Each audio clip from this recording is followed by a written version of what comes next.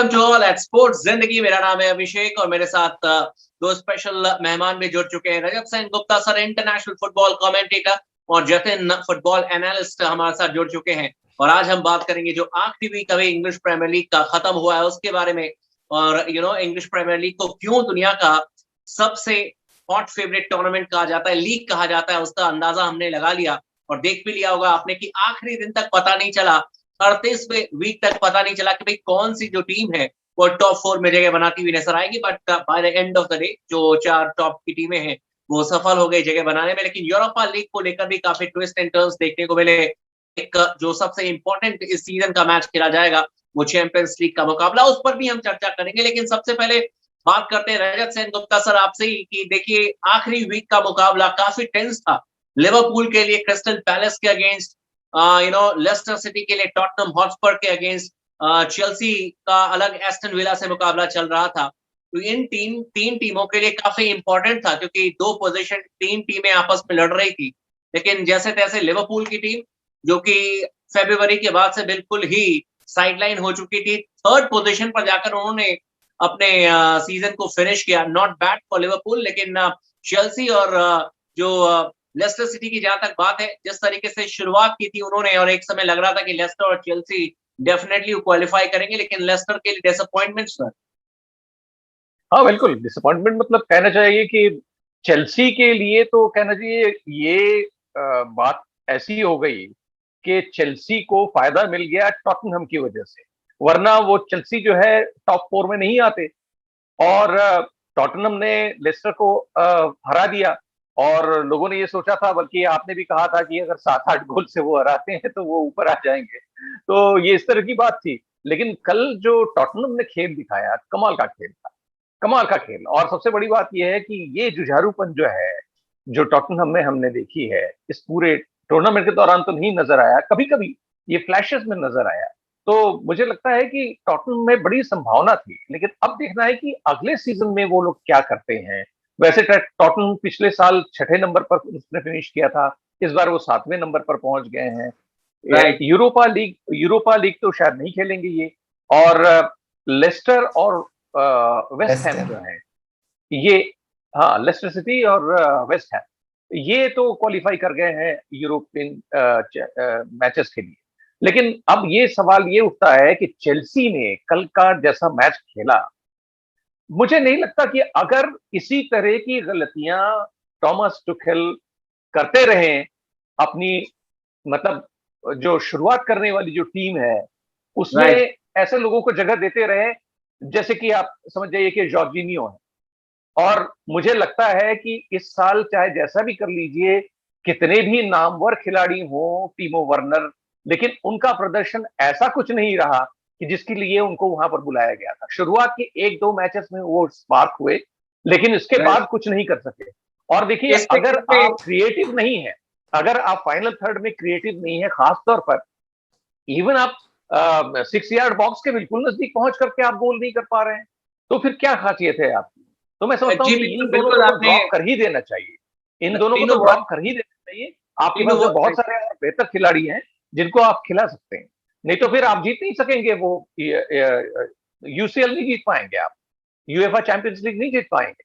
Sir इस पर भी हम चर्चा करेंगे। और ऑलरेडी हमने बातचीत की है, तो हो सकता है कि इस पर एक स्पेशल एपिसोड भी करें। चैंपियंस लीग के जो मैचेस हैं, 29 तारीख को जो फाइनल है उस पर भी हम चर्चा करेंगे। और 28 तारीख को अगर शो करें तो और ज्यादा डिटेल में हम चैंपियंस लीग पर बात कर सकते हैं। लेकिन बिल्कुल आपने सही कहा कि चेंजेस तो करने पड़ेंगे।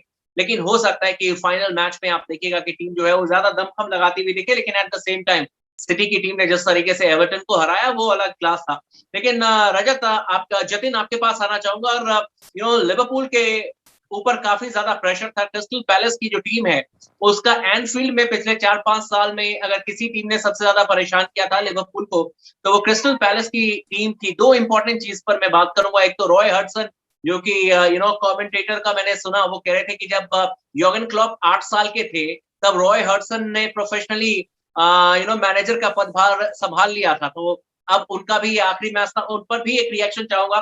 साथ में ये भी जानना चाहूंगा कि क्या लिवरपूल की जो डिफेंस लाइन है उन्होंने कमाल का परफॉर्मेंस करके दिखाया, क्योंकि एक मौका मिला था क्रिस्टल पैलेस को 20वें मिनट में, और उसके बाद कमेंटेटर ने कहा, जब 72वां मिनट चल रहा था तब कमेंटेटर का कहना था, after the gap of 52 minutes Crystal Palace manage to enter inside the 18 yard box, यानी कि 52 मिनट तक क्रिस्टल पैलेस की टीम जो है वो लिवरपूल के डी में प्रवेश नहीं कर पाई थी। तो क्रेडिट देना पड़ेगा डिफेंस लाइन को जतिन।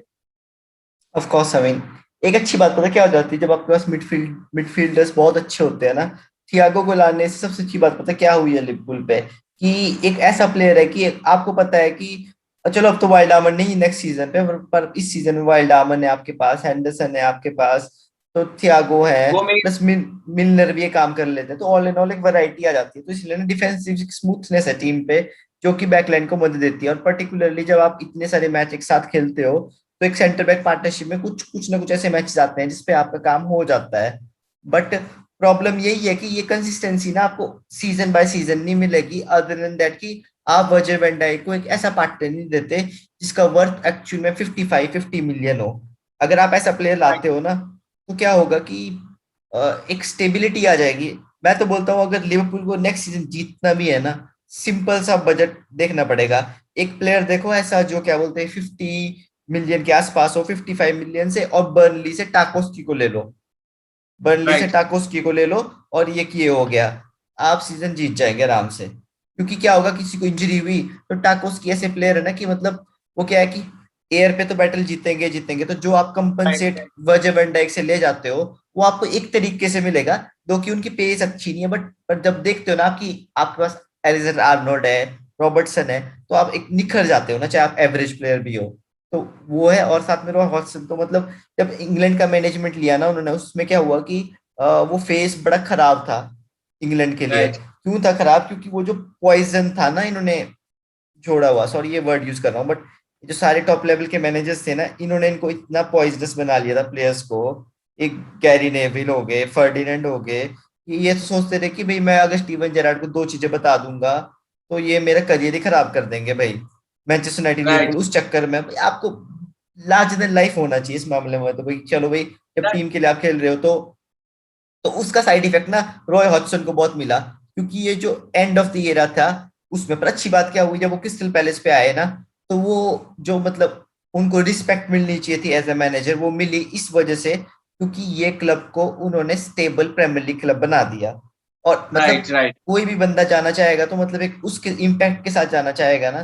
क्या होता है कि इतने एक्सपीरियंस मैनेजर इंग्लैंड की जॉब ले गए जब, तो उसके बाद क्या हुआ कि वो थोड़ा किरकिरा सा, क्योंकि यूरो में उन्होंने आइसलैंड से बाहर हो गए थे ये। तो उस सफर के बाद देखो तो जो इनकी गति है क्रिस्टल पैलेस में अच्छी है, और जिस तरीके से उनको season after season Premier League में बचाया, वो राइट। कमेंडेबल। आज आज बहुत सारी ऐसी चीजें हैं, अदर देन मैच, क्योंकि मैच का रिजल्ट एक बार मैं आपको बता देता हूँ जितने भी हमारे व्यूअर्स हैं, कि अब सबको पता ही होगा लेस्टर सिटी का टॉटनहम से था, वो 4-2 से हार गए। लिवरपूल ने क्रिस्टल पैलेस को 2-0 से हराया। एस्टन विला ने चेल्सी को 2-1 से हरा दिया। मैनचेस्टर सिटी ने एवर्टन को 5-0 से हराया।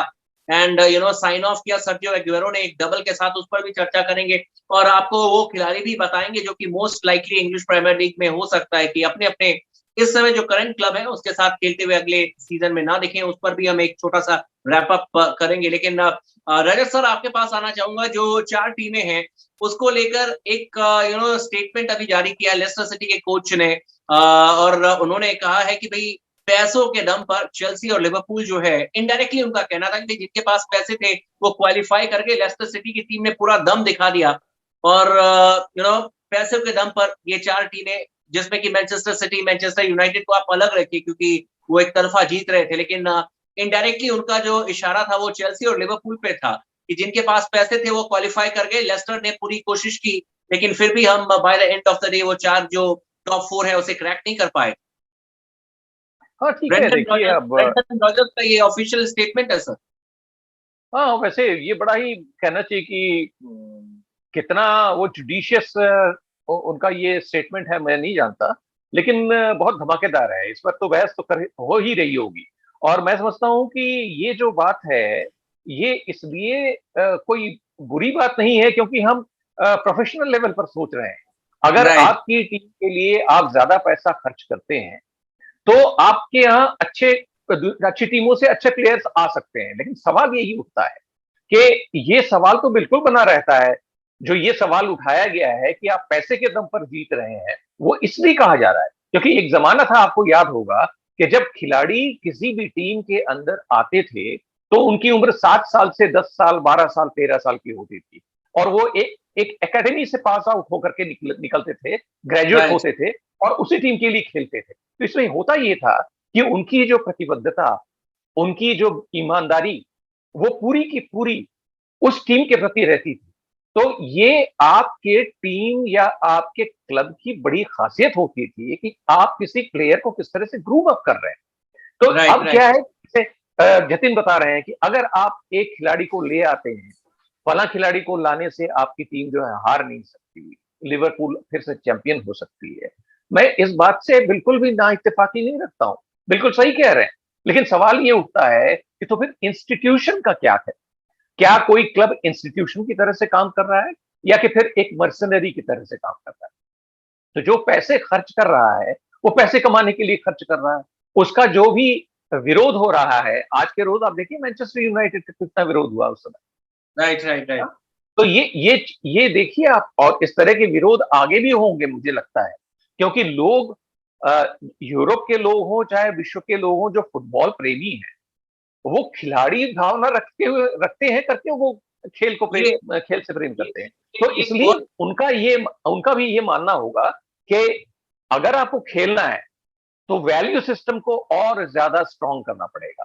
मनी का एब्सोल्युटली आपने सिस्टम जो है वो तो हमेशा हमेशा रहेगा, मनी का जो सिस्टम है आपने वो तो रहेगा। जी, जी, जी। आपने बहुत इम्पोर्टेंट बात कही कि भई आपका जो क्लब है, वो क्या उस तरीके के खिलाड़ी को जनरेट कर पाता है? क्या आपने जो क्लब बनाया हुआ है और लोकल जो लड़के आते हैं खेलने के लिए, क्या उनमें से कोई स्टार बनता है या नहीं बनता? हालाँकि एक आध क्लब है जिसको कि मैं प्रेज़ करना चाहूँगा, जिसमें कि साउथहैम्पटन का जो नाम है, वो मैं सबसे पहले लूँगा और मेरे ख्याल से जतिन भी एग्री करेंगे। बहुत सारे खिलाड़ी उन्होंने बना कर दिए, जो कि इंटरनेशनल लेवल पर और बड़े-बड़े क्लब्स में खेल रहे हैं और उनका फ़ॉर्मूला भी लगभग यही है।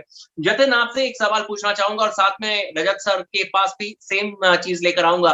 क्योंकि देखिए 4 जो टीमें हैं वो तो ऑलरेडी क्लियर हो चुका है कि मैनचेस्टर सिटी, यूनाइटेड, लिवरपूल और चेल्सी ये चैंपियंस लीग अगले सीज़न खेलेगी। लेस्टर सिटी और वेस्ट हैम जो है वो यूरोपा लीग खेलेगी। लेकिन सवाल ये है कि कुछ खिलाड़ी सर्जियो एग्युएरो की बात करें, जीनी वाइलैंडम की बात करें लिवरपूल के लिए या फिर बात करें हैरी केन की, ये 3 खिलाड़ी का फ्यूचर क्या लगता है? जतिन और रजत सर दोनों से मैं एक-एक करके रिएक्शन लूँगा। पहले जतिन आपके पास आना चाहूँगा कि हैरी केन के बारे में कहा जा रहा है कि वो लिवरपूल भी जा सकते हैं, उनके बारे में कहा जा रहा है कि भई स्पेन भी जा सकते हैं। एक उनके लिए सर्जियो एग्युएरो को लेकर क्या है? क्योंकि अब जो रूमर्स आ रहे हैं, हालाँकि ट्रांसफर रूमर्स तो आते रहते हैं कि चेल्सी ने इंटरेस्ट दिखाया है सर्जियो एग्युएरो को लेकर।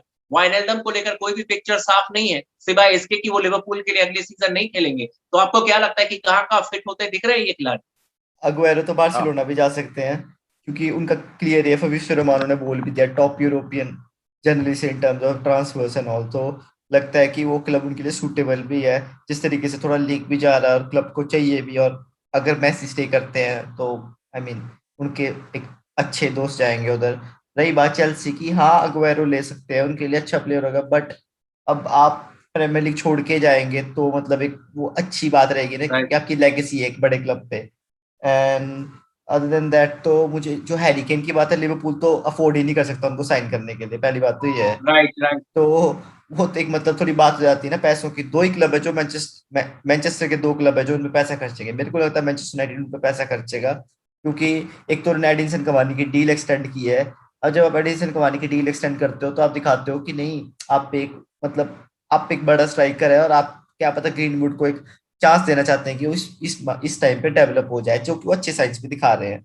और मैनचेस्टर सिटी एक ऑप्शन है अगर हालैंड का मूव सक्सेसफुल नहीं होता है, क्योंकि बट एक चक्कर है ना, मैनचेस्टर सिटी ने कभी 185 मिलियन से ऊपर कभी खर्च नहीं किया है, तो वो रेडी है इस हुँ, खर्च हुँ। करने के लिए, क्योंकि ना वो ऐसा परसोना नहीं बनाना चाहते। मुझे लगता है ऐसा कि ना हमारे पास जो मनी आ रही है ना मिडल ईस्ट से, वो क्या बोलते हैं कि उसमें हम बड़ी साइनिंग नहीं करते, हम क्या करते हैं 50 to 60 70 मिलियन की साइनिंग ले जाते हैं।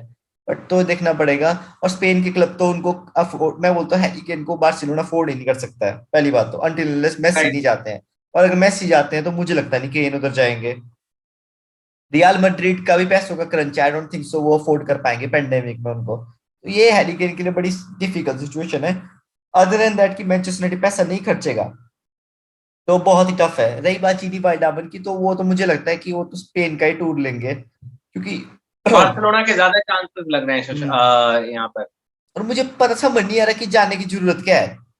लिवरपूल बार्सिलोना से 7 गुना अच्छा क्लब है इस समय। बेस्ट मैनेजर है मेरे हिसाब से यर्गन क्लॉप से बेहतर मैनेजर किसी भी प्लेयर के लिए नहीं हो सकता, क्योंकि मतलब वो आपको एक अपने बेटे की तरह रखते हैं मैक्सिमम टाइम तो। एक्चुअली एक्चुअली एक्चुअली 5 साल का कॉन्ट्रैक्ट था वो, जितना डिमांड कर रहे थे क्लब से। और इवन योर्गन क्लॉप ने भी कहा कि क्लब से कि वो जो डिमांड कर रहे हैं उनको फुलफिल कर दिया जाए, लेकिन क्लब की भी अपनी लिमिटेशन है। और मेरे ख्याल से जो खबर आ रही थी वो ओवर डिमांड था वाइनल्डम का, तो फिर क्लब ने भी अपने आप को पीछे धकेल दिया शायद। वाइनल्डम का जो ड्रीम है वो यही है कि जो इस समय कोच है नेदरलैंड के बार्सिलोना में, उनके साथ शायद टाई अप करना चाहते हैं, खेलना चाहते हैं। तो ये भी, this could be a reason, ये भी हो सकता है एक रीजन, लेकिन क्या है नहीं है वो तो वाइनल्डम ही जानेंगे। वो लिवरपूल तो छोड़ ठीक के। है, लेकिन मैं ये सोचता हूँ कि आपने अगर अपनी बात को केंद्रित रखा है हैरी केन के ऊपर, तो देखिए, हर एक खिलाड़ी को पहले तो वो चाहते हैं कि भाई वो उनकी कीमत ऊपर तक जाए, और उससे वो पहले जितना उनको मिलता था उससे ज्यादा उनको उनकी कमाई हो। लेकिन सवाल ये उठता है कि क्या आप उसको जस्टिफाई करेंगे या नहीं करेंगे। आप और कहेंगे अभी कि हालात भी हैरी ठीक केन नहीं है जैसे सर, अभी आज, अभी हालात हाँ? भी क्लब के ठीक नहीं है, किसी भी क्लब के हालात ठीक नहीं है इस समय। नहीं, वो तो ठीक है। तो ऐसी हालत में अगर जुडिशियसली सोचें और एक नए सिरे से क्रिएटिव वे में अगर सोचें, आप फुटबॉल के लिए ज्यादा सोचें, अपने लिए कम सोचें, तो मैं समझता हूं कि हैरी केन जैसे खिलाड़ी को अब एक नई हवा या नई हवा के झोंके के लिए किसी किसी भी टीम में वो जाएंगे तो वो उसको इंप्रूव करेंगे, ये मैं मानता हूं। तो अभी अगर इंप्रूवमेंट की दिशा में बढ़ी हुई क्लबों के बारे में आप देखेंगे, तो मैं समझता हूं कि लीड्स यूनाइटेड 16 साल तक रेडिकेशन में रहने के बाद इस बार सीधे उन्होंने 18वें नंबर से सीधे 8वें नंबर पर, बल्कि 9वें नंबर पर पहुंचे। वो 18वें नंबर से 9वें नंबर पर पहुंचे। बहुत ही जबरदस्त टीम है। और सबसे बड़ी बात क्या है कि इनके जो कोच हैं, यानी इनके जो मैनेजर हैं, मार्सेलो बिएल्सा, वो राइट। विश्व प्रसिद्ध हैं। और उनको सिर्फ अंग्रेजी नहीं आती है शायद, या अंग्रेजी बोलना नहीं चाहते उनके सामने। तो ये एक बात हो सकती है। पर मैं समझता हूं कि ये बड़ा आइडियल सा सिचुएशन होगा उनके लिए। पैसे की बात मैं नहीं कर सकता। मैं अगर आप फुटबॉल की बात करेंगे तो मुझे लगता है कि वो उनके लिए बहुत बढ़िया रहेगा, क्योंकि उनके ऊपर ये दायित्व छोड़ा जा सकेगा कि वो लीड्स जैसी टीम को ऊपर लेकर के आए। हो सकता है कि टॉप लेकिन 6, टॉप लेकिन 6 सर में ले आए, उन्होंने टॉप उन्होंने 4 में ले आए। उन्होंने उन्होंने ड्रीम दिखाई है कि भाई मैं ट्रॉफीज जीतना चाहता हूँ, और फिर अगर ट्रॉफीज जीतना चाहते हैं तो फिर उनको किसी ना किसी बड़े टीम के साथ ही आना पड़ेगा, क्योंकि मैनचेस्टर सिटी, यूनाइटेड या फिर स्पेनिश ला लीगा की अगर टीमें हैं तो वहां पर अगर इंटरेस्ट दिखाती है तो ही वो कोशिश करेंगे। हालांकि आपने जो फुटबॉल के हिसाब से कहा, लीड यूनाइटेड भी अच्छी टीम है और बढ़िया ग्रोथ कर रही है, ये भी आपने बिल्कुल इंपॉर्टेंट फैक्टर कहा है। एक आप दोनों से एक आखिरी रिएक्शन लेना चाहूंगा कि इस सीजन का परफॉर्मेंस देखते हुए आपको क्या लगता है कि नए सीजन में एक बार फिर से उसी उसी इम्पैक्ट के साथ फुटबॉल देखने को मिलेगा? कोई इस सीजन को देखकर आपको लगता है कि कोई टीम वाकई में अगले सीजन भी अपना दावा जो है काफी स्ट्रांगली, इन इन 4 टीमों के अलावा कोई ऐसी टीम जो कि लगता है कि आने वाले सीजन में, कमिंग सीजन में इनको चुनौती दे सकती है या फिर इनसे बेटर कर सकती है, रजत सर? हाँ, मैं ये बोलना चाहूंगा कि इस बार का जो टूर्नामेंट था, मैं इसके पहले फॉलो नहीं करता था। सीधी सी बात है जी, जी, जी। कि इस बार मैंने जो फॉलो किया तो मैं ये देख रहा था कि हर बार ऐसा कुछ होता था, हर एक मैच के बारे में ऐसा कुछ होता था जिसके बारे में हम पहले से ही ओपिनियनेटेड होते थे। पहले से हम सोच राइट। करके रखते थे कि ये जीतेगा, ये इसके जीतने का कोई चांस नहीं है, लेकिन वो गलत साबित होता था। और यही ब्यूटी है इंग्लिश प्रीमियर लीग के सीजन की। तो मैं समझता हूं कि इस तरह का ही अगर चला अगली बार, आप देखिए, बहुत सारी ऐसी टीमें हैं जिन्होंने बहुत राइज किया है, और बहुत सारी टीमें ऐसी हैं जो कि कहिए कि पहले से नीचे खिसक के आ गए हैं। तो ये हुआ इसलिए है क्योंकि कंपेटिटिवनेस बहुत जबरदस्त है इस पूरे टूर्नामेंट के अंदर। इसमें देखिए, स्पैन भी है, लंबा स्पैन भी है। कोई गलती करने वाली टीम जो है उसके पास पर्याप्त मौका होता है कि वो अपने आप को इंप्रूव करके ऊपर ले जाए। बहुत सारी ऐसी टीमें हैं जिनको की उम्मीद नहीं की जाती है कि वो किस दिन कैसा खेलेंगे, लेकिन वो बहुत बेहतरीन खेल जाते हैं। जी। आप देखिए ना, जितने जो नीचे की जो टीमें हैं, जितनी रेलीगेटेड टीमें हैं, Fulham, West Brom, even Sheffield United जो सबसे नीचे की टीम है, उसने भी 7 मैचेस जीते हैं। 7 मैचेस किससे जीते हैं? आप ये देखने की चीज है ना। तो ये किन से जीता? फुलम ने 5 मैचेस जीते हैं, वेस्ट ब्रॉम ने भी 5 मैचेस जीते हैं, जबकि उनको हम कंफाउंड करने वाले थे कि भाई अगर लिवरपूल के साथ मैच है तो ये तो हारेंगे ही हारे। ऐसा नहीं राइट था। राइट। वेस्ट ब्रॉम ने बराबरी पर अपना मैच छोड़ा था लिवरपूल के खिलाफ, याद होगा आपको। तो अगर ये कॉम्पिटिटिवनेस जारी रहा और रहेगा, मुझे उम्मीद है, तो अगले साल भी ये उतना ही मजेदार ये टूर्नामेंट होगा। और इस सीजन का मुकाबला करने के लिए दूसरे जो देश हैं उनको बहुत गहराई से सोचना होगा कि हम भी अपने यहाँ के जो क्लब्स हैं उनको इंस्टीट्यूशन की तरह से डेवलप एब्सोल्युटली। करें। जी जी। तो ये संभव हो सकता है। जतिन जतिन आखिरी रिएक्शन आपसे भी कि मैनचेस्टर सिटी और यूनाइटेड इस साल तो फ्रंट रनर रही, लेकिन आने वाले सीजन में लगता है कि कुछ सरप्राइजेस देखने को मिलेंगे, कोई ऐसी क्लब जो कि इनको इनके अगेंस्ट compete कर सके। मैनचेस्टर यूनाइटेड और Manchester city. Right. Manchester United को तो पहले हटा दो उससे, क्योंकि मैनचेस्टर सिटी है एक टीम, और लिवरपूल, 2 टीमें हैं। उनके साथ compete करना पड़ेगा मैनचेस्टर यूनाइटेड को, क्योंकि हाँ, मैनचेस्टर यूनाइटेड लाइन में पीछे ही है। मुझे लगता है कि डिपेंड करता है, अगर चेल्सी ब्लास्ट मारता है ना सीजन पे ट्रांसफर मार्केट में, और अपने डिफेंस को सॉर्ट आउट करके थोड़ी सी क्रेडिबिलिटी लाता है अटैक पे, तो they can do the job. But right. उसके लिए टॉप लेवल मैनेजमेंट चाहिए। मैनचेस्टर यूनाइटेड को होल्डिंग मिडफील्डर चाहिए, एक सेंटर बैक चाहिए और एक विंगर चाहिए राइट साइड में।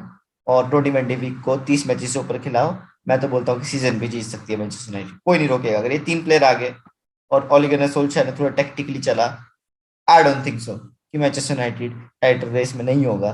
रही बात टॉटनहम की, down. Down downfall. Less right right. Leicester Leicester I don't know क्या करेगा, क्योंकि क्या है, वो तो मतलब अपने बजट से ज्यादा ही उछल उछल रहे हैं जिस हिसाब से वो परफॉर्मेंस देते हैं। Credit goes to their owners, managers, जो भी है, मतलब वो तो स्टेबल रहने के चांस उनके ज्यादा है। और कौन है अपना क्लब, आर्सेनल, वो भी कुछ नहीं डाउन, होगा बिल्कुल उनका, डाउन। कुछ नहीं होगा उनका। देखो, एक सीजन में अगर आप 4th फिनिश कर भी गए तो उसका वो मतलब नहीं है कि आप कुछ कर रहे हो। शेफील्ड यूनाइटेड ने भी लास्ट सीजन बड़ा हाई फिनिश किया था, अब रेलीगेट हो गए इस राइट साल। राइट। वही है ना। अब लेकिन मेरा जतिन बोलने का मतलब, जतिन पिछली बार आर्सेनल 8वें नंबर पे ही थी, और इस साल भी 8वें नंबर पर है। हम तो ये गिनती कर रहे हैं कि कितनी बार वो हारे हैं, लेकिन सवाल ये उठता है कि उनसे हम एक्सपेक्ट कैसे कर सकते हैं कि वो हमेशा जीतते चले जाएं। पिछले साल भी उनका यही परफॉर्मेंस था। कंसिस्टेंसी है नहीं ना सर, आर्सेनल के साथ सबसे एग्जैक्टली। बड़ी दिक्कत तो यही है कि जी। Historic historically third successful club है in terms of winning English titles and right all. अगर आप एफए कप जोड़ते हो तो फिर वो बोलते हैं कि वो मैनचेस्टर यूनाइटेड और लिवरपूल के लेवल पे आ जाते हैं। तो एक्सपेक्टेशन तो उनसे एब्सोल्युटली। है ही, पर्टिकुलरली 60,000+ आपके वहाँ हर दिन मैच में बैठते हैं। लिवरपूल की कैपेसिटी नहीं है 60,000। और जितना उनका फैन बेस है, पर्टिकुलरली ये साउथ एशिया में जो उनका फैन बेस है, और जितना वो एक्सपेंड कर परचेज करते हैं हर साल टी शर्टें, पैसों की कमी तो नहीं है।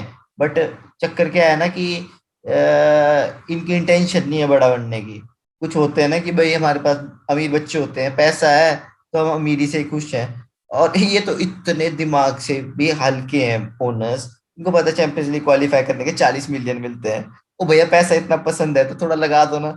मतलब थोड़ा सा ही लगाने की बात है, ये इन्वेस्टमेंट। उसको भी नहीं लगाते। बिल्कुल बिल्कुल अदर सही कहा। देन ऐसे लगता है कि बिल्कुल जो बैग है उसमें से पैसे निकालने को बिल्कुल भी तैयार नहीं है आर्सेनल के ओनर्स, और जिसकी वजह से कहीं ना कहीं उन्हें प्रॉब्लम तो फेस करना पड़ा। Thank you so much Jatin, thank you so much Rajat Abhishek Sen Gupta sir. Abhishek Abhishek एक बात छूट गई है, शायद वो कहना चाह रहे थे आपके रॉय हॉक्सन के बारे में बात करेंगे करके। तो मैं समझता हूं जी। कि इसी बहाने हम कुछ और जो टीमें हैं, वो उन टीमों में जो जो मैनेजर्स हैं, उनका क्या रोल होता है इसके बारे में सारे मैचेस के दौरान मैं भी सोचता रहा, जो लोग देख रहे होंगे वो भी सोच रहे होंगे। प्लेयर्स अगर खेल रहे हैं तो क्या वो सीधे सीधे एक कहना चाहिए कि शतरंज की बिसात पर खेल रहे हैं, कैसे खेल रहे हैं, किस किस जगह पर उनको इनोवेट करना है, कहाँ कहाँ पर वो अचानक से कोई अपना मूव क्रिएट करेंगे, तो पूरे मैच का कैसे तालमेल हो सकता है, ये शायद एक बहुत बड़ा इसका हिस्सा निर्भर करता है उनके मैनेजर्स पर। तो रॉय राइट। हॉक्सन के हिसाब से अगर मैं बताऊं तो मैं देखता हूं कि उनकी पर्सनालिटी इतनी परफेक्ट है और वो एक बहुत अच्छे मैनेजर होंगे, इसमें कोई दो राय नहीं। भले ही उनकी टीम ने बहुत अच्छा परफॉर्मेंस नहीं किया होगा या जैसा करना चाहते होंगे, तो मैं नहीं समझता कि उसका उसका कोई असर उनके जो अपनी उनकी जो योग्यता है उस पर कोई रिफ्लेक्शन नहीं है उसका। और उसी तरह से राइट। आप देखिए बड़े-बड़े जितने भी हैं, आप देखिए कार्लो एंचेलोटी, इतने बड़े, बल्कि दुनिया के ऑल टाइम ग्रेट्स में से एक माने जाते हैं। जी, जी, उसी जी। तरह से आप देख लीजिए मौरिनियो को। अभी आप कहेंगे अगर कि भाई नहीं आप मैनचेस्टर सिटी के और लिवरपूल के जो दो बहुत बड़े दिग्गज जो पेप मैनेजर्स हैं, गार्डियोला और योर्गन उनके क्लॉप, राइट। हाँ, तो उनको आप कह सकते हैं कि बहुत महान है, पर मैं नहीं समझता कि अभी ये वक़्त आया है कि महान। वो सक्सेसफुल हैं, पर महान नहीं हुए हैं। मैं समझता हूँ कि महान जो हैं, उनकी श्रेणी में निश्चित ही कार्लो एंसेलोती और अभी जो छोड़ करके गए हैं जोसे मourinho, टॉटनहम को, होसे मौरिनियो, ये राइट। दोनों कमाल के हैं। अब इनको कैसे प्लेयर्स मिलते हैं इस पर भी निर्भर करता है कि वो अपनी स्ट्रैटेजी को कैसे ट्रांसलेट करते हैं ऑन द फील्ड। जी, बिल्कुल सही कहा आपने और जोसे मourinho वैसे भी चारों लीग जीत चुके हैं। If I am not wrong और इटली में भी लीग जीता, स्पेनिश ला लीगा जीत चुके हैं। तो तमाम लीग्स जीत चुके हैं जबकि पेप गार्डियोला भी उसी लेवल के मैनेजर हैं, इसमें कोई दो राय नहीं है, लगातार परफॉर्मेंस कर रहे हैं। लेकिन चैंपियंस लीग अगर इस सीजन जीतते हैं तो फिर एक और जो जो गोल्डन मोमेंट है उनके कोचिंग पीरियड में वो आ जाएगा। योर्गन क्लॉप जिन्होंने कि अपना जो इनका लीग है यानी कि बुंदेसलीगा उसमें जीत दर्ज कर थी, 2 बैक टू बैक जीत दर्ज की थी और चैंपियंस लीग में वहां पर हार का सामना करना पड़ा था। लेकिन लिवरपूल के लिए चैंपियंस लीग भी जीती और फिर प्रीमियर लीग भी जीत के। लेकिन बड़े-बड़े कोचेस हैं जिस पर कि हम आपस में भी एक बार बातचीत करेंगे। लेकिन thank you so much Rajat Sen Gupta sir, thank you so much Jatin हमारे साथ जुड़ने के लिए। एंड जाते-जाते तमाम लोगों को बता दें कि हैरी केन 23 गोलों के साथ इस बार का गोल्डन बूट वो ले गए और मोहम्मद सलाह के नाम 22 गोल रहा। आप लोगों को कैसा हमारा ये प्रोग्राम लगता है आप हमें कमेंट करके बता सकते हैं और वीडियो को लाइक करते रहिए और साथ ही साथ अपने दोस्तों के साथ शेयर करते रहिए। और ये जो बुरा दौर है ये भी खत्म हो जाएगा, इसीलिए मैं बार-बार कहता हूँ कि अगर काम नहीं है तो घर पर रहिए और बिल्कुल सुरक्षित रहिए। अगर घर से बाहर जाते हैं तो फिर आपको पूरी तरीके से जो प्रोटोकॉल्स है गवर्नमेंट की उसे फॉलो कीजिए और अगर वैक्सीनेशन कराने का मौका मिलता है तो आप बिंदास जाकर वैक्सीनेशन भी करा लीजिए। ये हमारे नेटवर्क की तरफ से आप सभी को से रिक्वेस्ट एंड आई होप कि आप सभी गवर्नमेंट की दी गई प्रोटोकॉल्स को फॉलो कर रहे हैं। थैंक यू सो मच एक बार।